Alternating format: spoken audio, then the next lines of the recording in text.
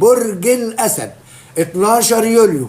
هذا الاقتران بيخلينا نحذر في التحليل المالي.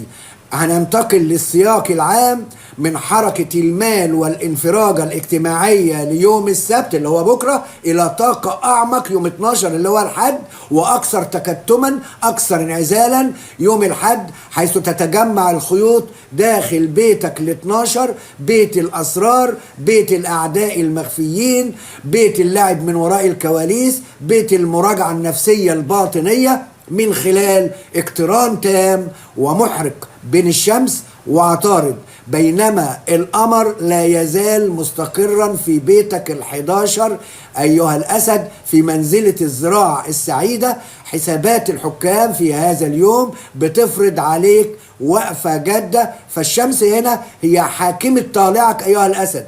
طيب، وعطارد هو حاكم بيتك الثاني اللي هو العذراء اللي هو بيت المال، وحاكم بيتك ال11 اللي هو الجوازاء، بيت تحقيق الأهداف وبيت الأصدقاء وبيت المشاريع وبيت الأمنيات. لما عطارد ينحرق بنور الشمس في بيتك ال12، والاتنين هيكونوا في منزلة الطرفة النحس، فده معناه ان عقلك وتفكيرك بالكامل داخلين في مرحلة التفكير الكتير والتحليل الزايد عن أوانه لكل خبايا حياتك سواء في المجال المهني أو العملي. هذا الاقتران بيحذرك من الاندفاع أيها الأسد أو توقيع عقود بدون دراسة، لأن عقلك الباطن هيموج بأفكار كثيرة وتوجسات، وقد تشعر بتآمر صامت أو عدم وضوح في بيئة العمل اللي انت فيه، وده يتطلب منك التكتم التام على الخطط وعلى المشاريع.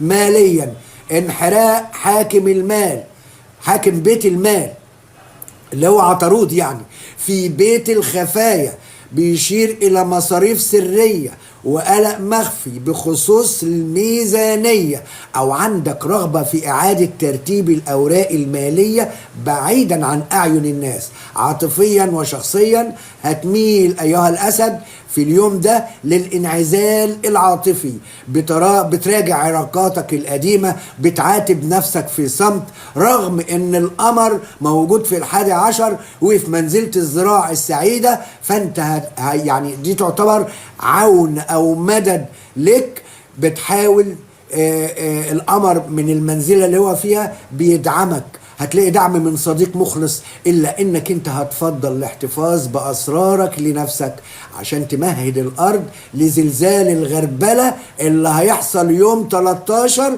واستنوا توقعاتنا ليوم 13 لأن عندنا 3 زوايا مهمين أشبه بالزلزال.